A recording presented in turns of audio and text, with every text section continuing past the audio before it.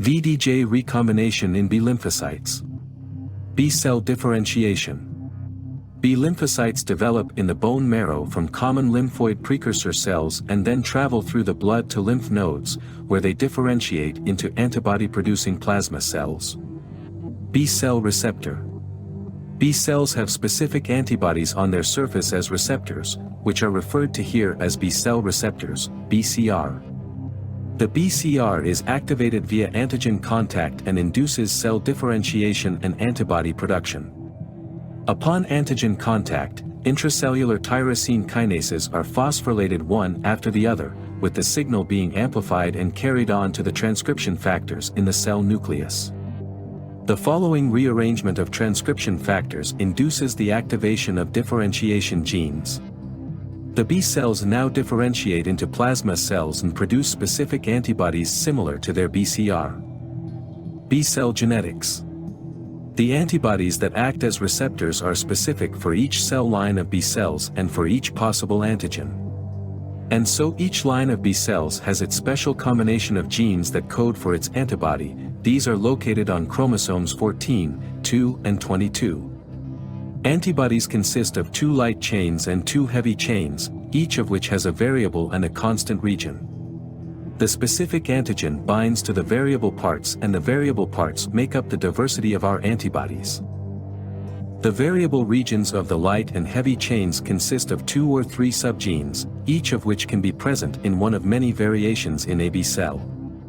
Based on the many possible variations in which these variable, diversity, joining and constant subgenes can exist, there are approximately 925 different light chains and approximately 50,000 different heavy chains. These can aggregate to form around 50 million specific antibodies. However, the actual diversity of antibodies is much greater because the genes encoding antibodies are further rearranged and thus specialized as part of a so-called somatic mutation. VDJ recombination. The subgenes for the variable, diversity, joining and constant regions that code for the specific antibody are rearranged and placed next to each other through insertion during the course of B cell maturation. The many subgene variations distributed in the genome are randomly recombined and new, unique antigen receptors are created. The combination of subgene sequences to form new subgenes or entire antibody genes occurs through the formation of so-called stem loops and a mechanism that is reminiscent of the transposition of transposons. At the end of the sequences of the variable, diversity, joining and constant subgenes there are sequences that are homologous to one another, so-called recombination signal sequences, which are initially connected. The stem loops then form, which are initiated and stabilized by a complex of so-called recombination activation genes. In a second step, the recombination activation genes recruit endonucleases, which cut out formed stem loops so that the adjacent subgene sequences are connected through the process of non-homologous end joining. Not only can several identical subgenes be strung together to form new subgene sequences during the formation of stem loops, non-homologous end linking also carries a high risk of point mutations and deletions due to imprecise relinking.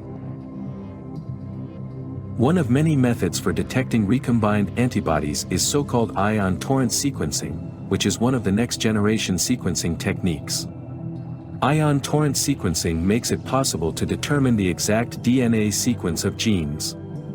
The measurement takes place on semiconductor chips in small cavities, in which the DNA to be examined is first multiplied using a classic PCR and split into fragments.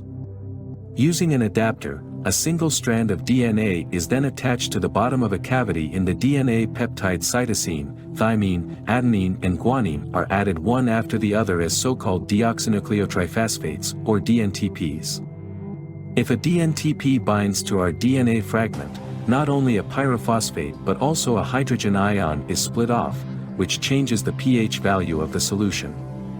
The change in pH value is translated into a change in voltage using a sensor. The cavity is then rinsed out again and only the DNA fragment and the DNA polymerase remain. Whenever there is a voltage change after the addition of a DNA peptide, we can gradually deduce the sequence of the peptides. The sequences of all DNA fragments examined are then compiled into a longer DNA strand. The low costs are particularly advantageous for e.g. reagents and sensors, the fast response time and the short hands-on time of this method compared to other next-generation sequencing methods.